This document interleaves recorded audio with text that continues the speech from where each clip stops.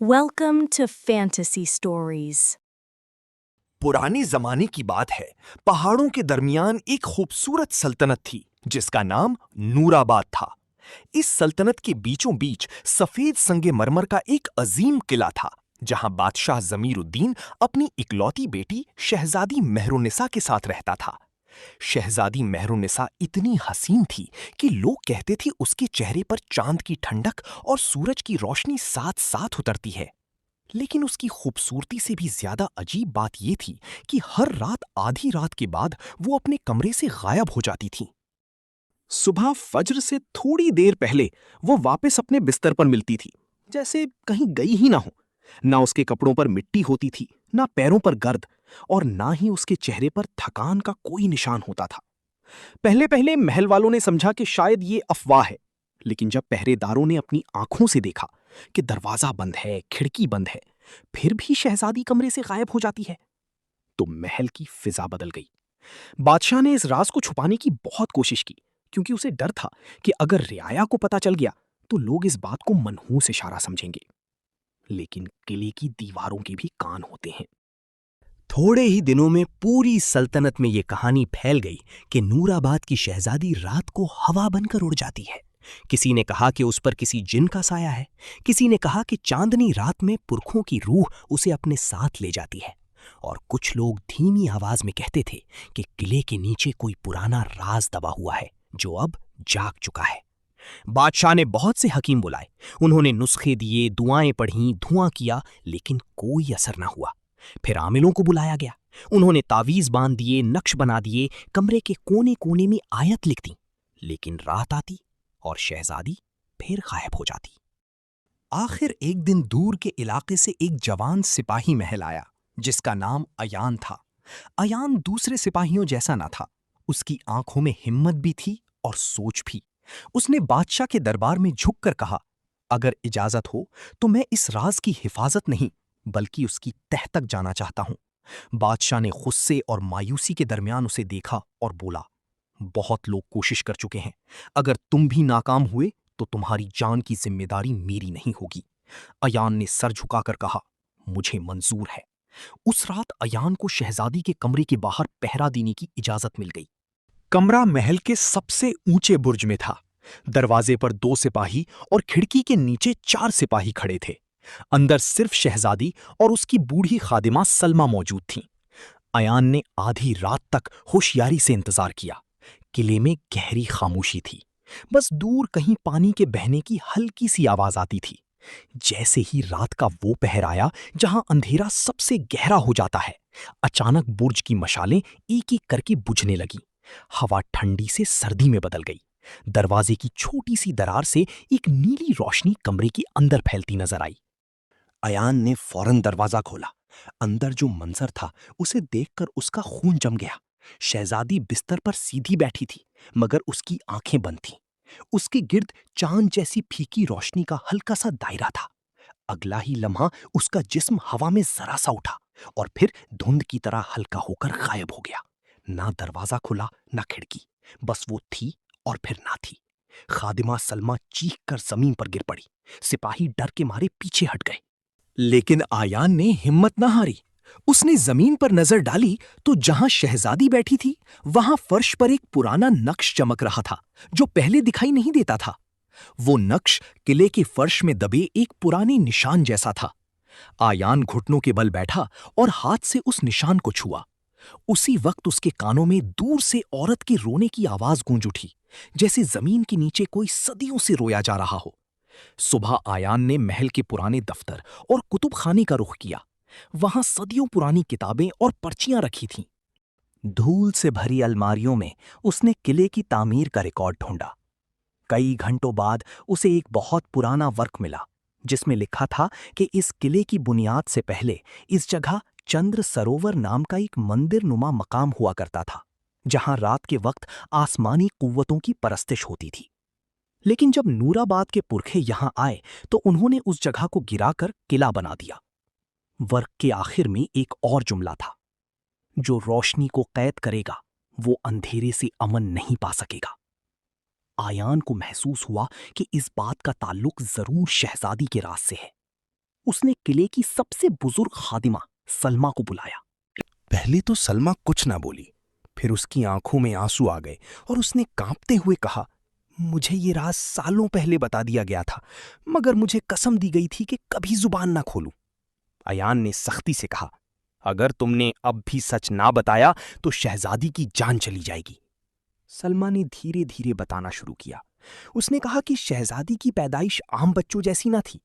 बादशाह और मलिका की शादी को 10 साल बीत चुके थे, मगर औलाद ना होती थी। बेचैन होकर बादशाह ने हर जगह दुआएं करवाईं, लेकिन कोई फायदा ना हुआ। तब एक रात महल में एक नकाबपोश बुजुर्ग औरत आई। उसने कहा कि चांद ग्रहण की रात अगर मलिका किले के नीचे पुराने सरोवर के मकाम पर एक दिया जलाए तो उनकी गोद भर जाएगी, मगर एक शर्त होगी, जो बच्ची पैदा होगी उसकी रूह पर चांद की निशानी होगी, और जब तक उस निशानी का कर्ज अदा ना होगा वो हर रात पुकारी जाएगी।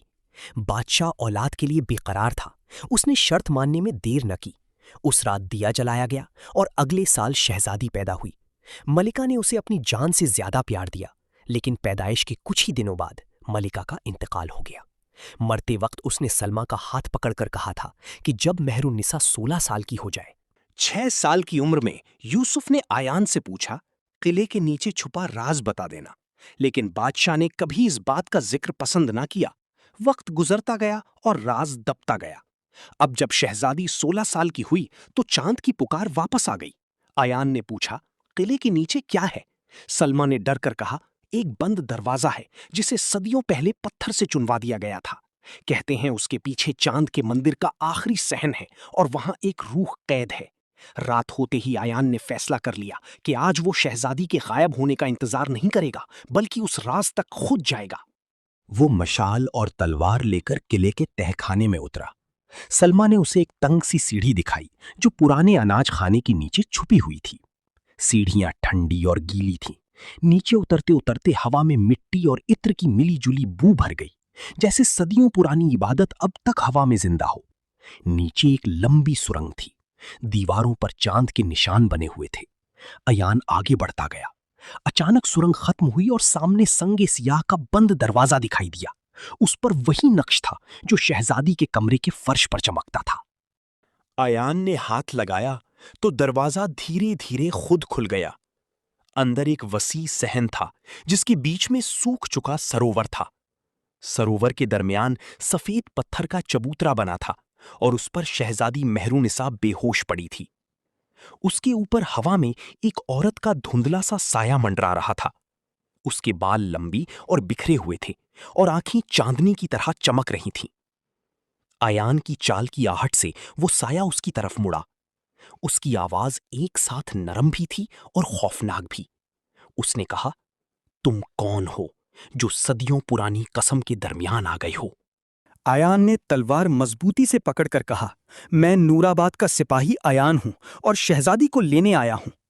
साया हल्की सी हंसी हंसा। उसने कहा, ये शहजादी तुम्हारी नहीं, मेरी अमानत है। इसकी पैदाइश मेरे वादे से हुई थी और हर रात ये मेरी पुकार पर यहां आती है। आयान ने पूछा, तुम कौन हो?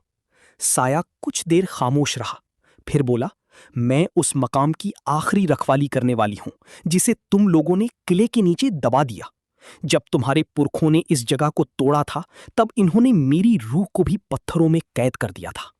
मैंने सिर्फ एक वादा लिया था कि एक दिन चांद निशान वाली औलाद पैदा होगी जो मुझे आजाद करेगी।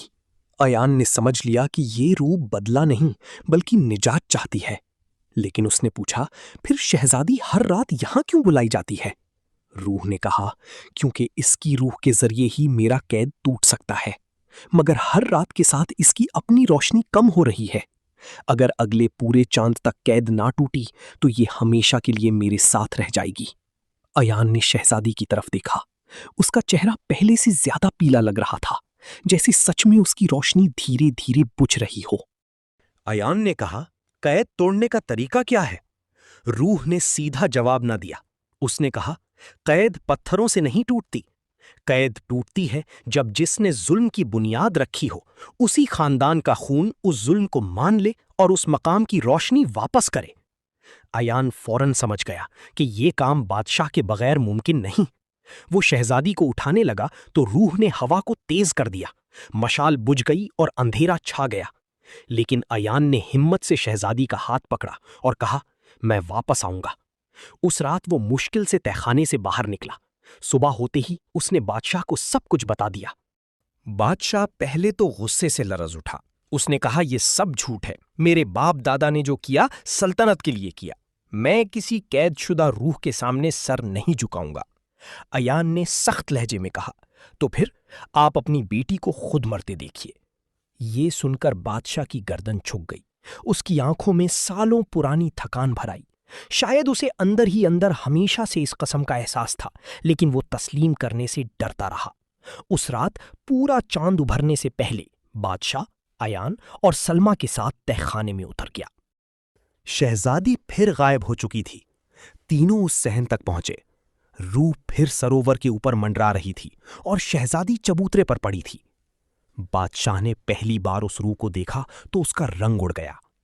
रूह ने कहा, आखिर तुम आ ही गए। बादशाह ने कांपती आवाज में कहा, अगर मेरी नस्ल ने तुम्हारे मकाम पर जुल्म किया तो मैं उसका इकरार करता हूं। मैं अपने तकब्बुर के लिए माफी चाहता हूं। बताओ मुझे क्या करना होगा। रूह ने सरोवर के किनारे बनी एक पत्थर की मेहराब की तरफ इशारा किया। वहां एक पुराना दिया रखा था। उसने कहा, जिस रात तुमने औलाद के लिए दिया जलाया था, उस रात तुमने रोशनी ली थी। आज उस रोशनी को वापस रख दो। बादशाह ने पूछा, कैसे? रूह ने कहा, अपने ताज को उतारो, अपनी शान को जमीन पर रखो और बाप बनकर दिया जलाओ, बादशाह बनकर नहीं। बादशाह ने अपना ताज उतार कर पत्थर पर रख दिया। उसकी आंखों से आंसू गिरने लगे। उसने सलमा से मशाल ली और दिए को जलाया। जैसे ही दिया रोशन हुआ, पूरा सहन चांदनी से भर गया।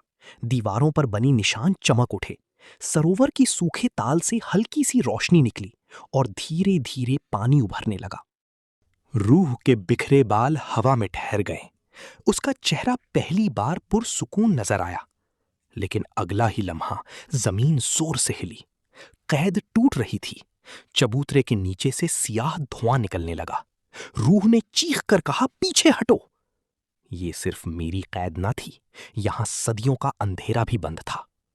धुआं बढ़ता गया और उसमें से एक बदसूरत साया उभर आया। उसकी शक्ल इंसान जैसी थी, मगर आंखें अंगारों की तरह जल रही थीं। सलमा डर कर गिर पड़ी। बादशाह पीछे हट गया, मगर अयान ने तलवार खींच ली। रूह ने कहा, ये वो अंधेरा है जो लालच और तकब्बुर से पैदा हुआ था। अगर ये आज ना रोका गया तो पूरी सल्तनत को निगल जाएगा। अयान ने बिना डरे उस साए पर हमला किया। तलवार उसके जिस्म से गुजरी, मगर उस पर असर ना हुआ। अंधेरा हंसने लगा। उसने अयान को जमीन पर दे मारा। शहजादी अब तक बेहोश थी। तब रूह ने पुकारा, उसकी रोशनी जगाओ, सिर्फ वही इस अंधेरे को मिटा सकती है। अयान घुटनों के बल शहजादी के पास आया और उसका हाथ पकड़कर बोला, मेहरुनिसा, आंखें खोलो, तुम्हारी सल्तनत तुम्हें पुकार रही है। तुम रात की कैद नहीं, सुबह की रोशनी हो। पहले कुछ ना हुआ। फिर शहजादी की पलकें हिलीं। उसने धीरे से आंखें खोलीं। उन आंखों में खौफ भी था और एक अनजानी कुव्वत भी। रूह ने उससे कहा, तुम चांद निशान वाली हो। तुम्हें अंधेरा सौंपने के लिए नहीं, रोशनी जगाने के लिए बुलाया गया था। शहजादी धीरे से खड़ी हुई। उसके पैर जमीन को छू रहे थे, मगर उसके गिर्द रोशनी का दायरा फैल गया। उसने अपने दोनों हाथ सरोवर की तरफ बढ़ाए। दिए की लौ तेज हो गई। चांदनी एक धार की शक्ल में उसके सीने पर उतरी और फिर उसके हाथों से निकलकर उस सियाह साए पर पड़ने लगी। अंधेरा जोर जोर से चीखने लगा। किला लरज उठा। दीवारों से पुरानी मिट्टी झड़ने लगी। अयान ने बादशाह और सलमा को पीछे किया। शहजादी की रोशनी और तेज होती गई। आखिर एक जोरदार धमाके के साथ वो सियाह साया हवा में बिखर गया। सहन में गहरी खामोशी छा गई। सिर्फ दिया जल रहा था और सरोवर का पानी हल्की हल्की लहरें बना रहा था। रूह अब बिल्कुल साफ नजर आ रही थी। अब वो खौफनाक नहीं, बल्कि नूरानी लग रही थी। उसने मुस्कुराकर शहजादी के सर पर हाथ रखा और कहा, आज तुमने ली हुई रोशनी वापस भी कर दी और अंधेरा मिटा भी दिया। अब तुम कभी रात को गायब नहीं होगी। ये कहकर वो रोशनी के जर्रात में बदल गई और सरोवर के पानी में उतरकर हमेशा के लिए गायब हो गई। उस रात के बाद किले में सब कुछ बदल गया। शहजादी फिर कभी अपने कमरे से गायब ना हुई। बादशाह ने किले के नीचे वाले मकाम को दोबारा तामीर करवाया। वहां न मंदिर बना न मकबरा, बल्कि एक अमन का सहन बनवाया गया, जहां हर मजहब और हर तबके का इंसान दिया जला सकता था। रियाया को जब सच का पता चला तो उन्होंने पहली बार समझा कि कुछ राज मनहूस नहीं होते बल्कि अधूरे होते हैं, और जब उन्हें पूरा कर दिया जाए तो वो बद्दुआ से रहमत बन जाते हैं। आयान को सल्तनत का बहादुर तरीन सिपाही करार दिया गया, लेकिन लोग कहते हैं कि उसकी असली जीत तलवार से नहीं हुई थी। उसकी असली जीत उस रात हुई थी जब उसने खौफ के सामने भागने के बजाय सच का दरवाजा खोलना पसंद किया। शहजादी मेहरुनिसा अक्सर किले की सबसे ऊंची दीवार पर खड़ी चांद को देखती और मुस्कुराती थी। अब उसके चेहरे पर पहले वाली उदासी ना थी। अब वो जानती थी कि रात उसे छीनने नहीं आती थी, रात तो उसे उसकी असल पहचान दिखाने आती थी। और नूराबाद के बुजुर्ग आज भी बच्चों को सुलाते वक्त एक कहानी सुनाते हैं। एक शहजादी थी जो रात को गायब हो जाती थी। लोग समझते थे वो अंधेरे की थी, मगर असल में वो तो रोशनी की अमानत थी।